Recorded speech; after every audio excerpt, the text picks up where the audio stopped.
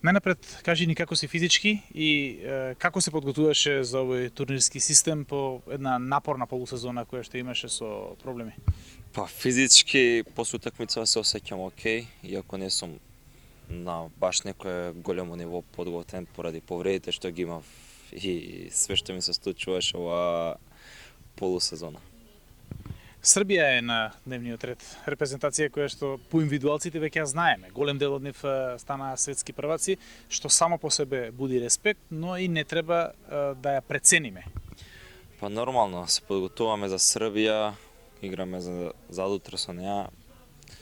Респект за секоја од екипа, но ние нема да прекинеме со нашата играта и нашата филозофија што имаме, иако последниот натпревар со Шпанија резултатски не беше како што треба, како не знам, играта ние бевме задоволни, осеќавме многу надмоки над нив, но на крај се игра за резултата, не за игра. Каков тип на натпревар очекуваш против Србија? Дали вака апсолутно отворен како против Шпанија или пак нешто потактички? Па, они се друг тип, ја мислам, од Шпанија. Мислам дека ќе биде стварно тврд натпревар, затоа што и они сака да се реваншираат и они изгуби од Португалија 2:0.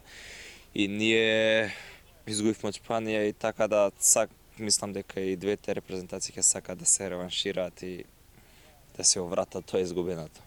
Со оглед на тоа што тие дојдоа со големи најави, како светски прваци до 20 години, дали тој притисок кој што е врз нив може да биде нивни проблема, наша предност?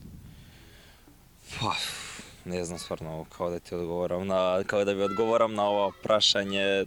Ние сме растеретени, не? Ние немаме, например, некаков притисок, мислам, нормално е притисок имаме, сакаме да победиме, идеме на победа секоја утакмица, но тоа би требало нив да ги запрашате за тој притисок. И за крај, што ви кажа селекторот по пораз? Пораз не сте почувствувале 2 години. Видовте ли разочарани лица и како им се придене тие разочарани лица по поразот? Па добро, тоа што кажавте, долго време немаме пораз, 2 години малце ни беше чудно, затоа што одамна немаме осетено пораз, но таков е фудбалот, има и победи и порази, така да треба да бидеме големи во поразите, скромни во победата. Благодарам, многу успех против Србија. Фала многу.